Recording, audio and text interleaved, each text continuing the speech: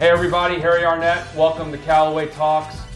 We are super excited, not only because we have new stuff to talk about, but it is quite an honor. We have a legendary guy sitting on the couch today, and I called you a legend. That's okay, isn't it? I knew that normally means old, and I didn't mean it this time. Only in my mind. Yeah, right.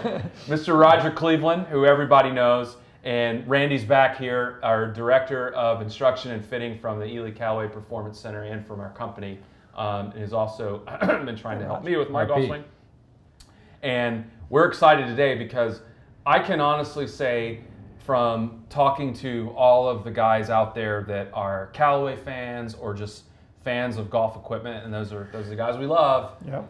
This is a product, the Mack Daddy 2 wedge, that really people have been begging for a couple of years now. Tell us, Roger, why now? Why have we waited to bring this now? What do you got in there? We waited for you. Yeah. Oh, thank you very much. It was time. It was time to come out with to really kind of remake the old X-Forged wedge. A lot of our players on the tour have been using it. Randy likes it, so he says, make it, so I do. Yes. I like that. We say how high when Randy says Exactly. He's the man. And but it's I don't know, 6-7 years old now, and it needed to be refreshed. And it's essentially the same shape with a couple exceptions we'll all go into. Forged again with 1020 carbon steel, which is soft. It's a little softer than even the cast carbon steel that some folks use, and that's what wedges are all about: is feel, control, trajectory, distance, all that. And the name Mack Daddy 2 was inspired and came from Phil Mickelson. When we first made Phil's X-Forged wedge, when he joined us, we made the biggest groove. The USGA was looking very suspiciously at us at that time. But they conformed. Yeah. But they conformed, just barely. They had a thumb test, and if your thumb, the edges were so sharp that you had some cuts on your thumb. You could shave with those. Highly scientific. Yeah. Very highly. Well, they got a little more scientific. Okay. Yeah. But Carter, one of the USGA guys, great guy, always kidded us with that wedge. So anyway, Mickelson called it, he hit this one little shot, about a 30-yard shot. It rips back about 40 feet, and he says, yeah, that's my Mack Daddy groove. And there was a white, just like a tread mark going up the face of ball. And he said, so we put that on the hosel, MD on the hosel, and that inspired us, because this groove, especially in the lob wedges, is extremely aggressive, right up to that lovely edge of the USGA and RNA. Talk a little bit about what do you mean by aggressive? What is different about it? Is it bigger? Is it more? I know there's a face technology associated with it as well. Well, it's bigger. It's wider. And you can see that with your eye. Yep. It's also, the side wall is 5 degrees. The Mack Daddy was 2, but we didn't much care about the edge radius. We wanted it as tight, but the USGA does. So we have a edge cutter, a radius cutter, so we put it in right to the limit. And we used to press them, and that became very difficult to press them and still get the spin and the tolerance that we wanted. So we machined the face flat, and we machined the groove in.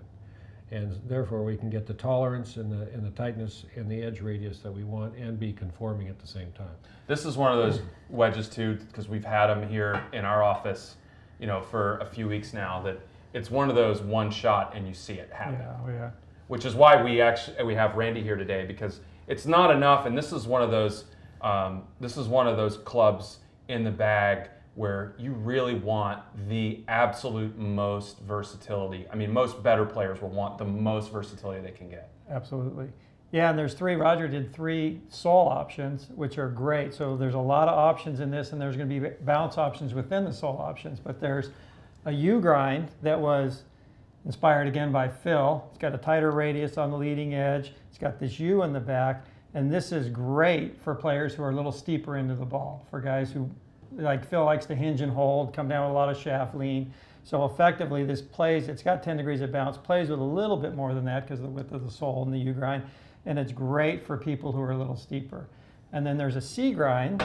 So you if you're a really steep player, you like to keep it steep as Phil does. You'd like to keep it steep. If you play somewhere where the conditions are a little bit soft, the sands may be a little bit denser, it also works great there. Then there's a C grind, where this wedge is phenomenal for versatility. So if you're somebody who likes to play shots around the green where you want to open the face a lot, there's a lot of relief in the heel and the toe. So it's got 14 degrees of bounce, and that's at a standard playing position. But you relieve a lot of that bounce when you open the face. And so you're going to get less turf interaction when you hit with the face open, which effectively means you're going to have less bounce. So this is the most versatile wedge. Right there. The Right C there. is the most the versatile. C is the most versatile wedge.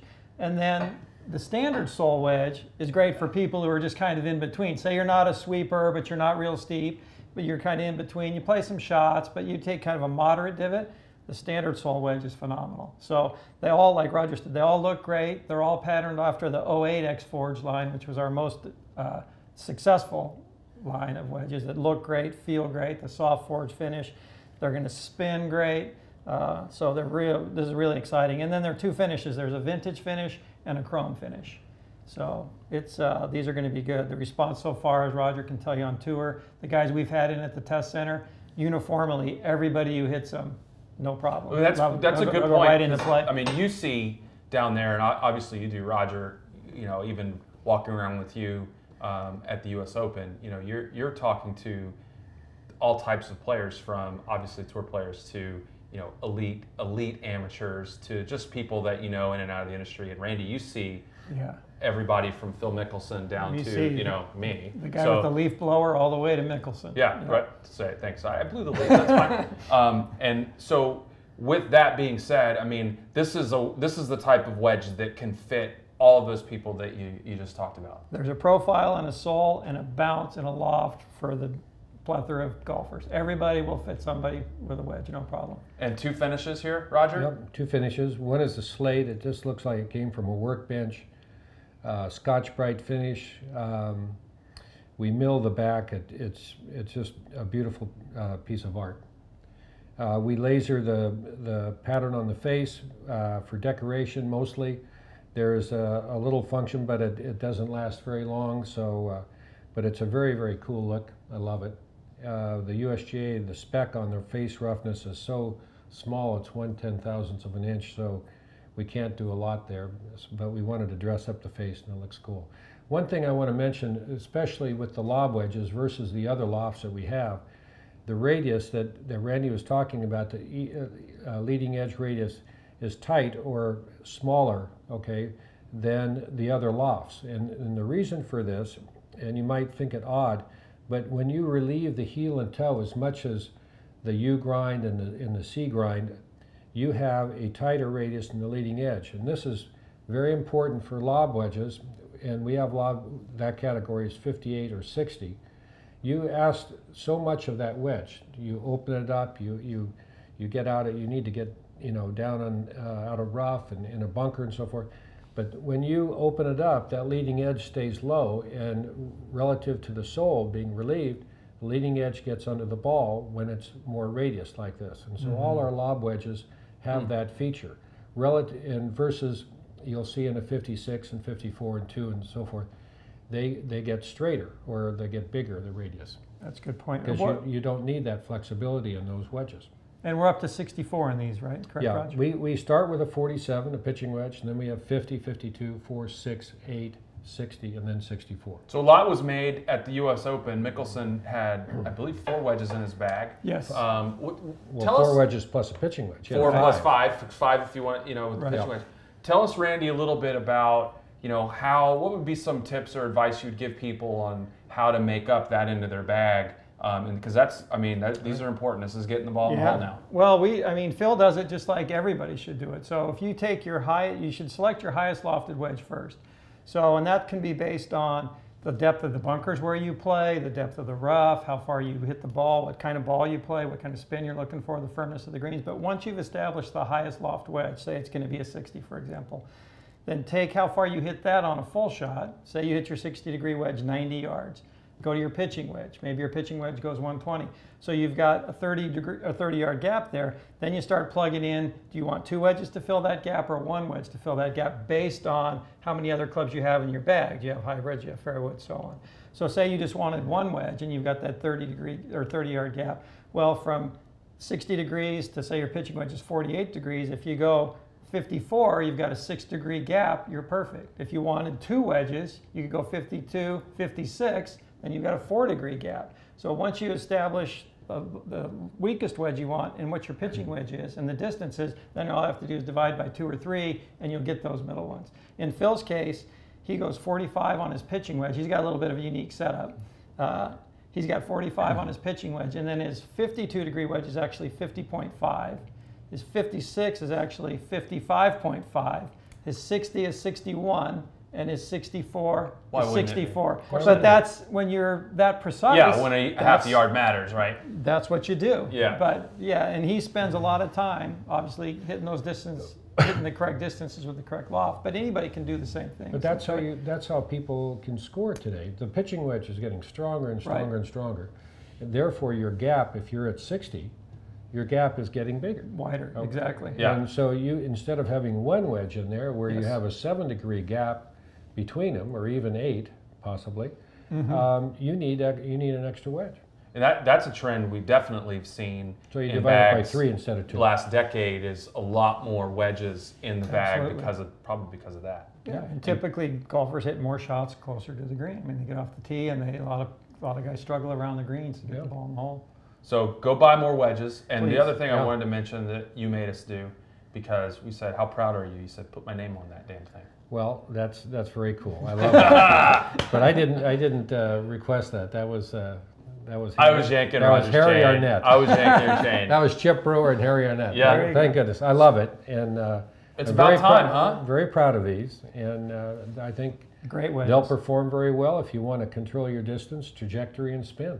That's what it's all going to about. be cool, I think, too, because, and I've seen this, just mess around with these wedges, and a lot, it creates the opportunity to hit a lot more shots that maybe we thought as golfers we weren't able to hit anymore because of the grooves, like the low spinning check shots, a short one that normally, we were having to do that with lobbing it up a little more.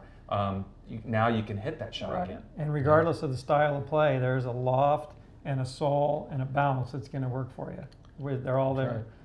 And you got 2 cool finishes. So you're going to talk about the wedgication?